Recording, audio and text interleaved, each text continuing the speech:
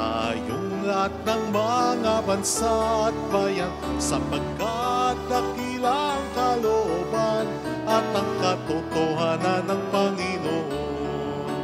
Alleluia, mabuhay ang Poon. Alleluia, mabuhay ang Poon. Purihin natin ang Panginoon, ngayon at magpasawalang hanggan. Alleluia, mabuhay ang Poon. Alleluia, mabuhay ang Poon. Alleluia, mabuhay ang Poon. Alleluia, mabuhay ang Panginoon. Sa ngalan ng Ama at ng Anak at ng Espiritu Santo. Amen. Sumainyo ang Panginoon. At sumaiyo rin.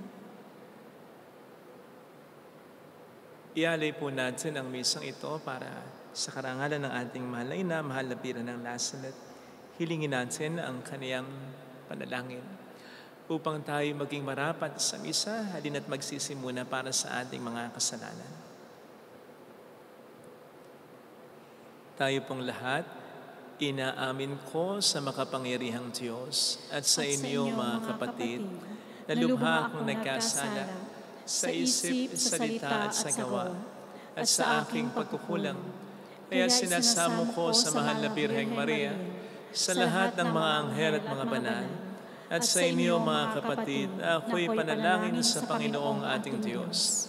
Kaawaan tayo na mapagmahal na Diyos, patawarin sa ating mga sala, at patnubayan hanggang sa buhay na walang hanggan. Amen. Panginoon, kaawaan mo kami. Panginoon, kaawaan mo kami. Kristo, kaawaan mo kami. Kristo, kaawaan mo kami. Panginoon, kaawaan mo kami. Panginoon, kaawaan mo kami. Iyuko natin ang ating ulo, maaaring ibulong sa Panginoon ang ating intensyon. Magdasal natin mga OFW, ang mga tumutulong sa atin, ang mga may sakit at nag-aalaga sa kanila.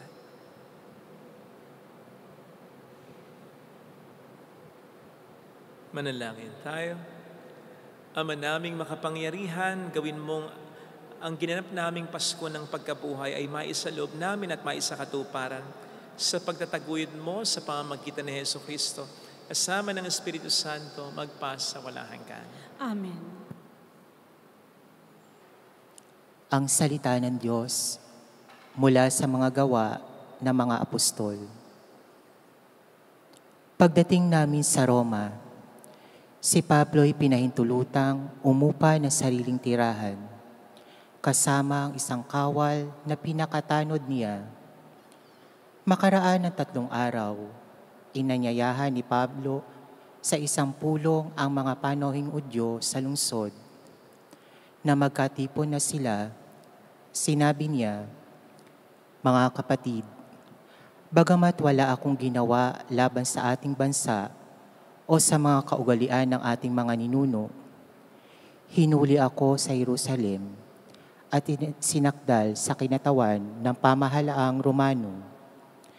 Matapos akong litisin, ako sana'y palalayain na sapagkat wala naman akong ginawa na dapat parusahan ng kamatayan. Ngunit tumutol ang mga Hudyo, kaya't napilitan akong dumulog sa emperador. Bagamat wala akong sakdal laban sa ating mga kababayan, nagagapos ako ng taningkalang ito dahil kay Jesus, ang pag-asa ng Israel. Iyan ang dahilan kung bakit hiniling kong makausap kayo. Humigit kumulang sa 2 taong nanirahan si Pablo sa Roma, sa bahay na kanyang inuupahan, at tinanggap niya ang lahat na nagsadya sa kanya. Hayagan at walang sagabal na nangaral siya tungkol sa paghahari ng Diyos sa Panginoong Hesukristo. Ang salita ng Diyos. Salamat sa Diyos. Poon ang mga mabuti ay kapiling mo parati. Poon ang mga mabuti ay kapiling mo parati. Ang Panginoong Diyos ay matatagpuan sa banal na templo at doon naman sa mataas na langit naroon ang trono at magbuhat doon ay pinagmamasdan ang lahat ng tao. Walang maliligid anuman ang gawin ng lahat ng ito. Poon ang mga mabuti ay kapiling mo parati. Lahat ng mabuti pati ang masama ay sinisiyasat. Namuhing lubos siya sa sulwail na wala ng batas. Ang poon ay tapat sa gawang mabuti siya'y nalulugod. At sa piling niya, mabubuhay sila sa kanyang sumunod. Poon ang mga mabuti ay kapiling mo parati.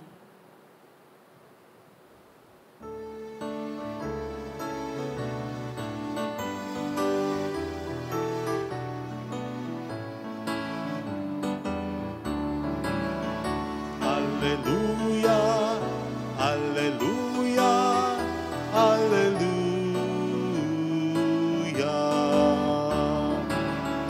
Alleluia, Alleluia, Alleluia.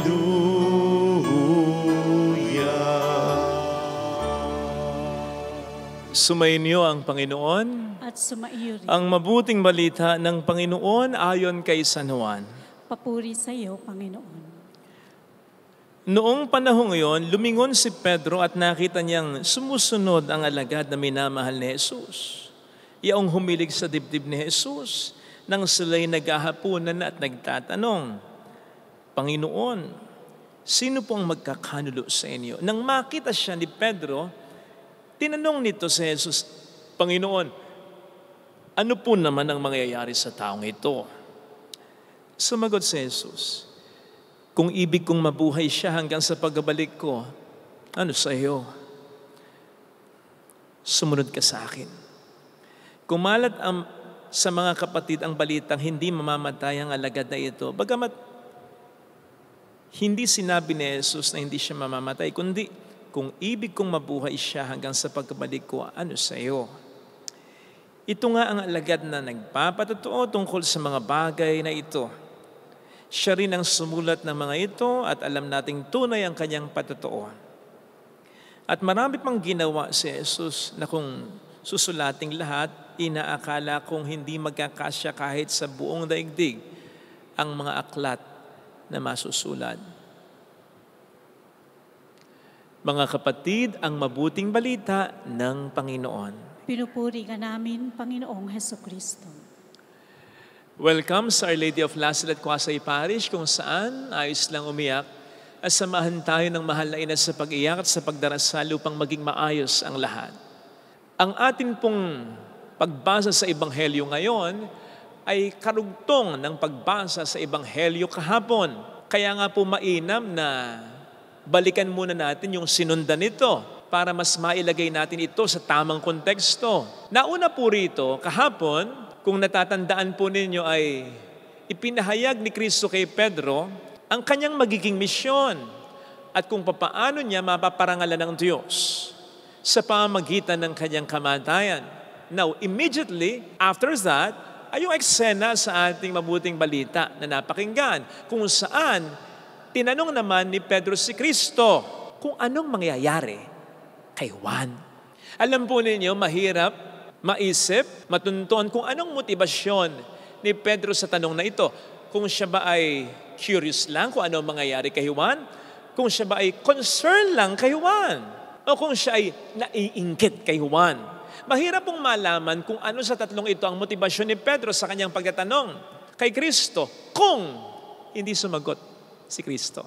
Si Kristo na nakababasa ng puso at kalooban ng tao, sumagot. At ang sagot niya kay Pedro ay hindi naman, okay, Pedro, curious ka, no, kung ano mangyayari kay Juan.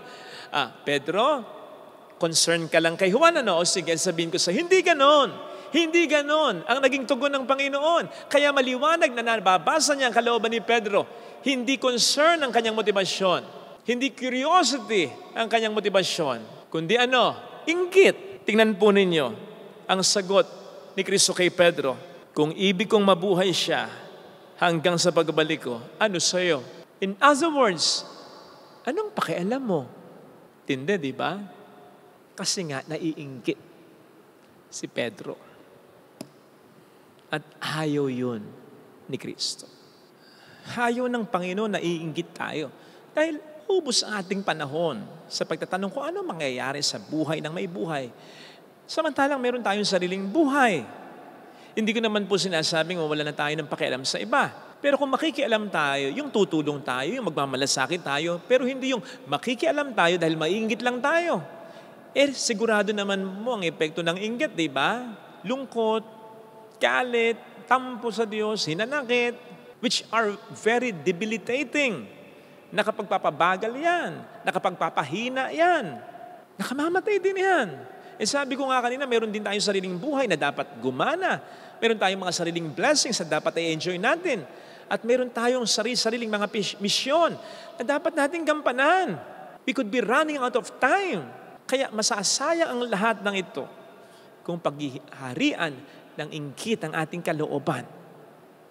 No wonder ang sabi ni Kristo kay Pedro, sumunod ka sa akin.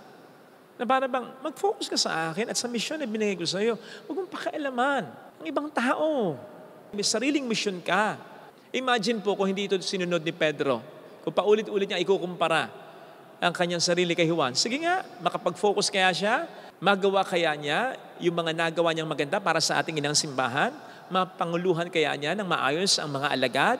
Makapagpahayag kaya siya ng mabuting balita kung saan-saan? At mamatay rin kaya siya ng may malalim na kagalakan knowing that nagampanan niya ang misyon na sa kanya iniatang? I don't think so. Hindi mangyayari ang lahat ng iyon. Ang lahat ay masasayang kung pinagharian ng inggit ang kanyang kalooban. Sapagkat ang inggit ay nakapagpipikil, nakapagpapabansot ng growth o pagunlad ng pagkatao ng isang tao. Lagi na lang kasing tayo magtatanong pag gano'n ng, bakit siya may gano'n, bakit siya ganito, bakit ako ganito. Haubos lang ang ating panahon. Dahil katulad ng ginawa ni Kristo kay Pedro, hindi naman sasagutin ang ating tanong. Bagkus ay isasabihin din sa atin ng Panginoon, follow me. Focus ka sa akin. Focus ka sa sarili mo. Focus ka sa misyon na ibinigay ko sa iyo. Sapagkat magkakaiba nga naman talaga ang lahat. We are different from everyone. Iba tayo ng sitwasyon, iba tayo ng pinagdaraanan, iba rin tayo ng mga misyon na dapat nating gampanan. Hindi tayo dapat nagkukumpara ng ating sarili sa iba. Ang tagal na panahon ding kinumpara ko sa ibang aking sarili. Sa mga classmates ko, sa mga kaibigan ko, barkada, schoolmates, pati sa mga kapatid ko. Na sa result, may na mga nangyari sa buhay ko na hindi dapat mangyari. May mga ginawa ako na hindi ko dapat ginawa. Nandiyan magdamit ako ng mga damit na hindi bagay sa akin. Kahit pinag-ipunan ko pa man. Nandiyan magpilit akong magsayaw kahit di naman kalambutan ng aking katawan. Nandiyan magsikap ako maging magaling na basketball player tulad ng mga kapatid ko. Gayon hindi naman ako talaga gifted na maging athletic at shooter. So gayon, sa mahabang panahon, ginagawa ko yung mga bagay na hindi ko naman dapat gawin. So maraming nakasayang panahon. Kaya nga, late bloomer ako when it comes to my self-identity. At pati yung mga talents ko, late ko na na-discover. As a result din, sa mahabang panahon, meron akong inferiority, napakamahiyain ko, magagalitin, mainggitin, king pasaway. Ako, talungin niyo po yung mga magulang ko, mga kapatid ko, mga naging classmates ko, lalong-lalo na nung nasa elementary hanggang sa third year high school siguro or mag-e-end na ng fourth year high school. Ibang-iba ako noon sa sino ako ngayon. Ibang-iba. At nag-start ang lahat ng pagbabagong yun nang mag-focus ako sa kung sino talaga ako at sa misyon na ibinigay talaga sa akin ng Panginoon. Doon lamang ako mas nagkaroon ng direksyon. Doon lamang mas naging kumpiyansa at hindi na naging mainggitin sa iba. So ganun sana. Sabi nga po, kapag tayo naglalakbay, travel light for us to be able to travel far and fast. Ganun din po sa paglalakbay sa ating buhay. Kung gusto nating malayo ang ating marating at maranasan natin kaagad-agad ang mga dapat ay naranasan natin, we travel light. Alisin natin yung mga unnecessary baggages sa kalooban natin. Isa sa mga nangungunang unnecessary baggage, yung pagiging mainggitin. Alisin po natin yan. Iwaksi po natin yan. Sapagkat pababagalin tayo, palulungkutin tayo, hindi tayo mag-enjoy sa ating paglalakbay kapag meron tayo niyan. Huwag po tayo mag-alala. Palagay ko lahat naman po siguro tayo nagiging biktima ng inggit. Huwag lang natin papapasukin sa isip at puso. Huwag nating i-entertainin. Nararamdaman pa lang natin, iwaksin na agad natin. Sa pamamagitan na unang-una, ng paniniwala na ang Diyos ay may iba't ibang plano para sa atin. Ito sana ang hiling nating biyaya sa pagdiriwang natin. Amen. Ilagay natin ang ating kanang kamay sa tapat ng ating puso.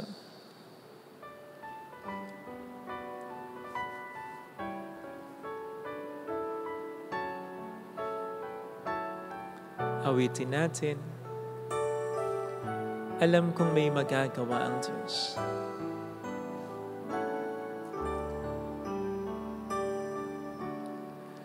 Alam kong may magagawa ang Diyos. Alam kong may magagawa ang Diyos. Walang imposible sa Kanya. Kung ako'y magtatapat, makapangyarihan siya. Sa Kanya'y maglilingkod. Alam kong may magagawa ang Diyos.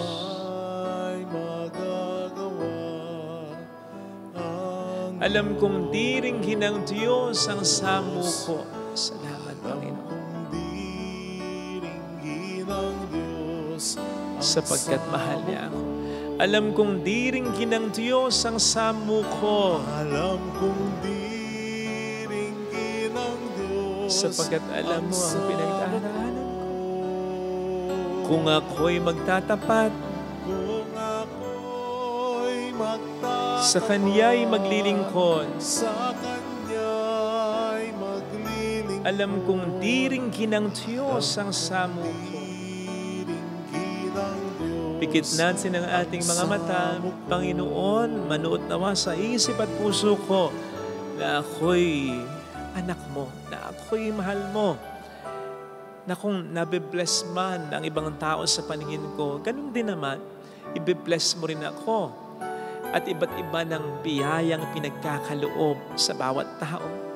Tulungan mo ako, Panginoon, na matanggap ito at paniwalaan ito sapagkat may mga pagkakataong naiinggit talaga ako at naitatanong ko sa iyo kung ako ba ay naalala mo pa, kung ako ba ay mahal mo pa, kung may mangyayari pa ba sa buhay ko na maganda. Panginoon, tulungan mo po akong maiwaksi ang inggit ko sa iba at mas maniwala sa pagmamahal mo sa akin. Hallelujah! Purihin ang Diyos. Hallelujah! Pasalamatan siya. Siya ay muling babalik sa atin. Hindi niya tayo iiwan. Hindi niya tayo pababayaan. Paniwalaan natin yan. Hindi tayo maubusan ng biyaya. May nakahanda. May nakaamba ng biyaya. Maniwala ka. Babalik ang Panginoon upang tayo ay kunin. Tapat ang Diyos sa Kanyang mga pangako sa atin. Patas ang Diyos, makatarungan ang Diyos. Lahat tayo mahal ng Diyos. Kaya sabihin mo sa mayroong magandang mangyayari sa iyo. At di mo rin naman alam ang pinagdaraanan o pagdaraanan ng mga iniisip mong mas pinagpala kaya sa iyo. Walang mas pinagpala. Lahat tayo may sapat-sapat na biyaya ayon sa ating kakayanan, ayon sa ating pangangailangan. Mayroong magandang mangyayari sa iyo.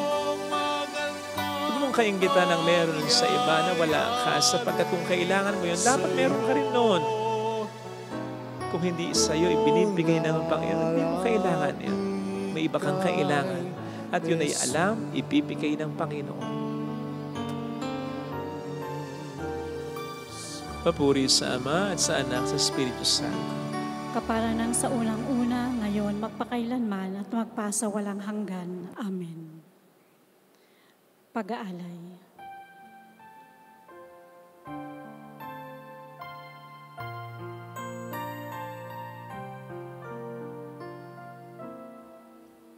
Sa trigo at ubas nagmula, sa ngostyang alay ng madla, handog ng bayan mong iniran, tanggapin mo't gawing katawan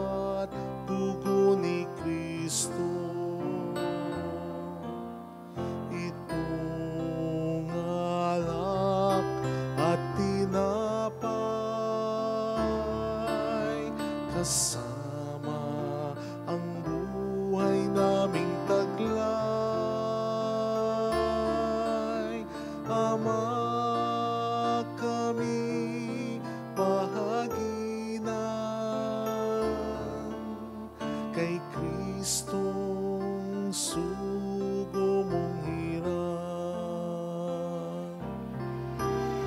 Sa trigo at ubas nagmula,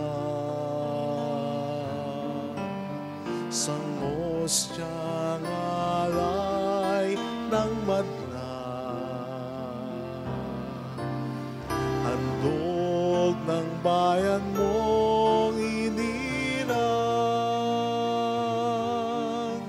tanggapin mo't gawing katawan, dugo ni Kristo. Manalangin tayo, pang ating handog ay maging kalugod-lugod sa Diyos Amang makapangyarihan. Tanggapin nawa ng Panginoon itong paghahain sa iyong mga kamay, sa kapurihan niya at karangalan, sa ating kapakinabangan at sa buong sambayanan niyang banal. Ama naming lumikha, sa banal na paghahaing ito, maihanda nawa ang aming kalooban ng pagdating ng Espiritu Santo na siyang ikapagpapatawad ng mga kasalanan. Iniluluhog namin ito sa pamamagitan ni Jesucristo, kasama ng Espiritu Santo magpasa walang hanggan. Amen. Sumain niyo po ang Panginoon. At sumaiyo rin. Itaas sa Diyos ang inyong puso at diwa. Itinaas na namin sa Panginoon. Pasalamatan ng ating Panginoong Diyos. Marapat na siya ay pasalamatan. Ama naming makapangyarihan, tunay ngang marapat na ikaw ay pasalamatan sa pamamagitan ni Jesucristo na aming Panginoon. Nung siya'y muling nabuhay, siya'y nagpakita sa mga alagad niyang mahal.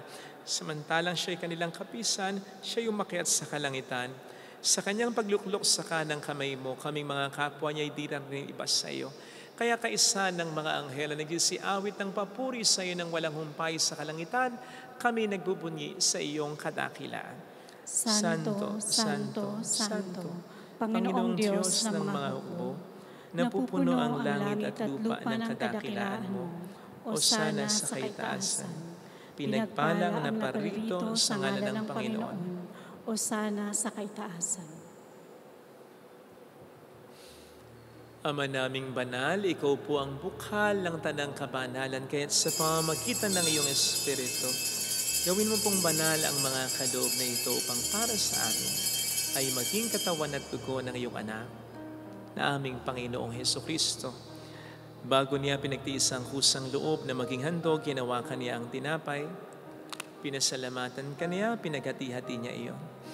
Iniabot sa kaniyang mga alagad at sinabi, tanggapin ninyong lahat ito at kanin. Ito ang aking katawan na ihandog para sa inyo.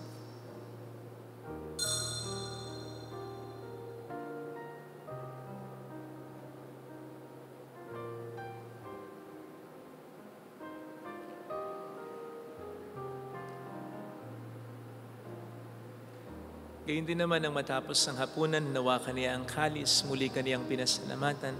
Iniabot niya ang kalis sa kaniyang mga alagad at sinabi, tanggapin ninyong lahat ito at inumin. Ito ang kalis ng aking dugo, ng bago't walang hanggang tipan. Ang aking dugo na ibubuhos para sa inyo at para sa lahat, sa ikapagpapatawad ng mga kasalanan. Gawin niyo ito sa pag-alala sa akin.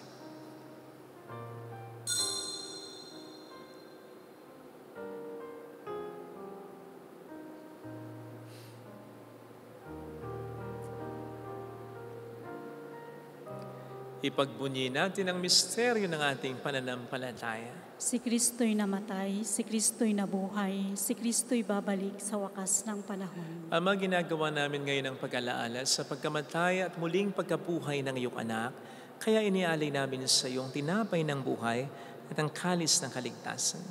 Kami nagpapasalamat dahil kami iyong minarapat na tumayo sa harap mo para maglingkod sa iyo. Sinasamo namin kami na magsasalo sa katawan at dugo ni Kristo ay mabuklod sa pagkakaisa sa pamamagitan ng Espiritu Santo. Ama, lingapin mo ang iyong simbang laganap sa buong daigdig. Puspusin mo kami sa pag-ibig. Kaisa ni Leon na aming Papa, ni Dennis na aming Obispo at ang Tanang Kaparian. Alalahanin mo po ang mga kapatid naming nahimlay nang may pag-asang sila ay muling mabubuhay, lalo na po ang aming pagdarasal. Saglit nating iyok ang ating ulo habang inaalala ang ating mga mahal na yumao.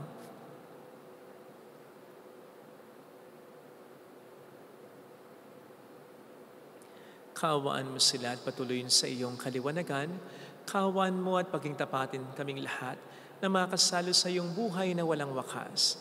Kaysa ang mahal na Birhen ng Lazaret, ang ina ng Diyos, San Jose, ang kabiyak ng kanyang puso, lahat ng mga banal na namuhay dito sa daigdig ng kalugod-lugod sa iyo, may pagtiwang nawa namin ang pagupuri sa ikararangal mo sa pamamagitan ng iyong anak na aming Panginoong Jesucristo. Sa pamamagitan ni Kristo, kasama niya at sa Kanya, ang lahat ng parangal, papuri ay sa iyo, Diyos amang makapangyarihan, kasama ang Espiritu Santo, magpa sa walang hanggan. Amen. Tumawag tayo sa ating Ama.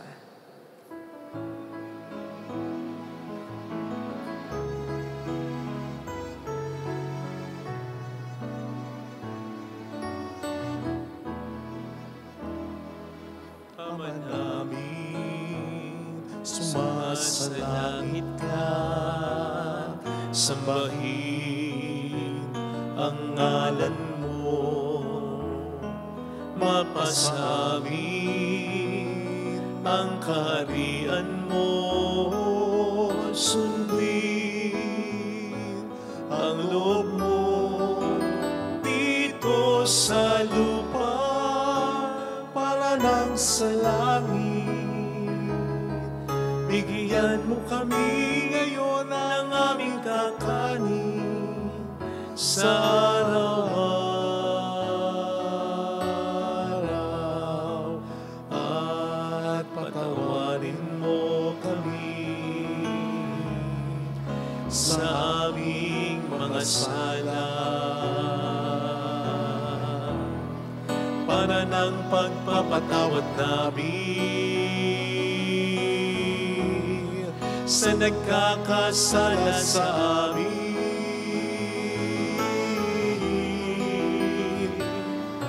At huwag mo kaming ipahintulot sa tukso,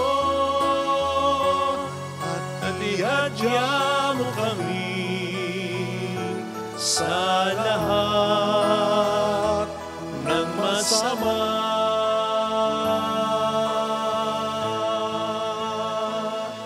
Niling namin kami adya sa lahat ng masama, pagkalooban ng kapayapaan araw-araw. Iligtas sa kasalanan, sa kapahamakan, sa mga seryosong karamdaman. Samantalang aming pinaghahandaan ang dakilang araw ng pagpapahayag ng tagapagligtas namin sa Jesucristo. Sapagkat iyo ang kaharian, ang kapangyarihan at ang kapurihan magpakailanman. Amen. Panginoong Jesucristo, sinabi mo noon, sinasabi mo rin sa amin ngayon, kapayapaan ang iniiwan ko sa inyo, ang aking kapayapaan ang binibigay ko. Tunghayin mo po ang aming pananampalataya, wag po ang aming mga pagkakasala. Pagkalooban mo po kami ng kapayapaan at pagkakaisayon sa iyong kalooban, kasama ang Espiritu Santo magpasa walang hanggan. Amen. Ang kapayapaan ng Panginoon ay sumainyo nawang lahat. At sumaiyo rin. Magbigayan tayo ng kapayapaan sa isa't isa. Kapayapaan po. Spirit. Kordero ng Diyos na nag-aalis ng mga kasalanan ng sanlibutan, maawa ka sa amin. Kordero ng Diyos na nag-aalis ng mga kasalanan ng sanlibutan, maawa ka sa amin. Kordero ng Diyos na nag-aalis ng mga kasalanan ng sanlibutan, ipagkaloob mo sa amin ang kapayapaan.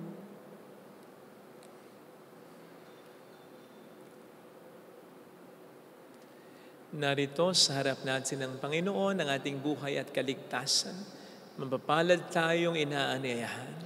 Panginoon, di ako karapat-dapat magpatuloy sa iyo. Ngunit sa isang salita mo lamang ay gagaling na ako. Yan, tanawan tayo. No?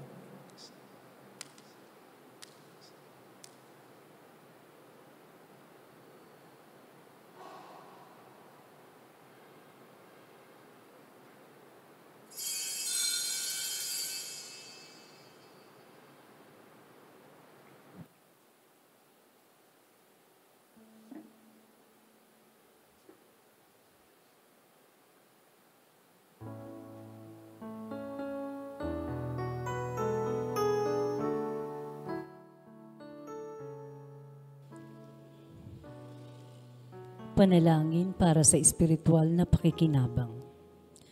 Panginoong Hesus, ako ay naniniwala na ikaw ay nasa kabanal-banalang sakramento. Iniibig kita ng higit sa lahat at ninanasa kong tanggapin ka sa aking kaluluwa. Sapagkat sa mga sandaling ito, hindi kita matatanggap sa sakramento. Tumuloy ka sa Espiritu sa aking puso. Niyayakap kita na parabang naririto ka na. Inaalay ko ng buong buo ang aking sarili sa iyo. Huwag mong hayaang mawalay ako sa iyo. Amen. Sa akin ang Espiritu ng Diyos, sumasa akin ang Panginoon, upang ipayag ang gagawin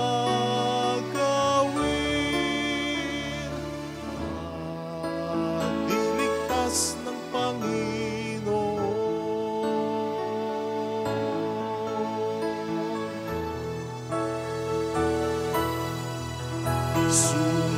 Sumasa akin ang Espiritu ng Diyos, sumasa akin ang Panginoon,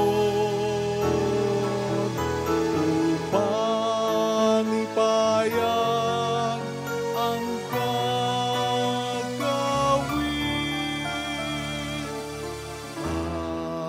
at iligtas ng Panginoon.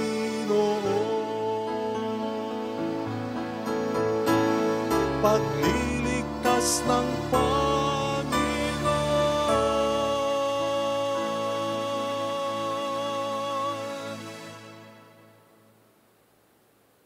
Manalangin tayo. Ama naming mapagmahal, pahintulutan mong sa aming pagdalangin kaming itinawid mo mula sa luma patungo sa bago na dulot ng banal na salo-salo ay makapagbago nawa sa aming kalooban sa pagsikap naming ang lumay talikdan sa pamamagitan ni Jesucristo kasama ng Espiritu Santo magpasa walang hanggan. Amen. Holy God, Holy Mighty One, Holy Immortal One. Have mercy on us and on the whole world. Holy God, Holy Mighty One, Holy Immortal One. Have mercy on us and on the whole world. Holy God, Holy Mighty One, Holy Immortal One. Have mercy on us and on the whole world. Jesus, King of Mercy. We trust in you. Alalahanin. Alalahanin, O mahal na Birhen ng Lazaret, ina ng pag-asa. Ikaw ang nagpaalala sa aming magbalik loob sa Ama. Ito ang nagpapatunay na ang kagandahang loob mo'y nanatiling busilak. Sa pag-aaruga mo sa amin, tungkulin mo'y tinupad. Sa paanan ni Kristo'y itunuring mo kami mga tunay mong anak. Kaya ninais mong ni Isay huwag mapahamak. Maging sa iyong walang tigil na pananalangin, pati buhay pumatak. Huwag namang mawala ng saysay ang iyong paghihirap.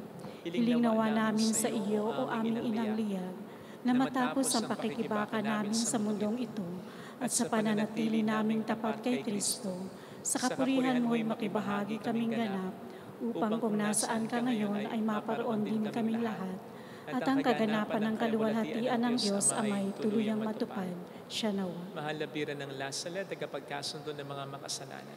Ipanalangin mong walang patid kaming mga dumudulog sa iyo. Maraming salamat po sa inyong pakikiisa at sa mga tulong na binibigay po ninyo para makatulong din po tayo sa iba. Marami pong salamat sa inyong lahat. Sumainyo ang Panginoon At sumaiyo rin. pagpalain kayo kasama ang ating pamilya na mapagmahal na Diyos, ng Ama at ng Anak ng Espiritu Santo. Amen. Umayo tayo sa pag-ibig ni Kristo. Salamat sa sa Diyos. Diyos. Salamat din po sa inyo.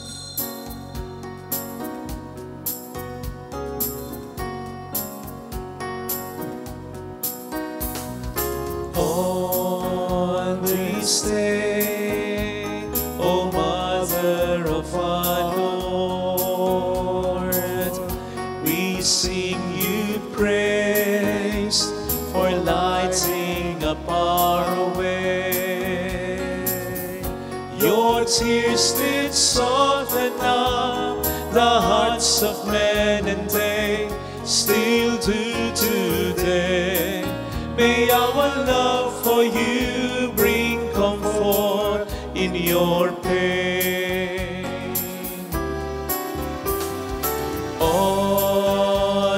this day, O Mother of our Lord.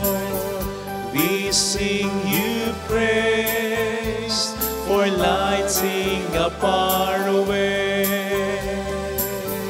Your tears did soften up the hearts of men, and they still do today. May our love for you bring comfort in your pain.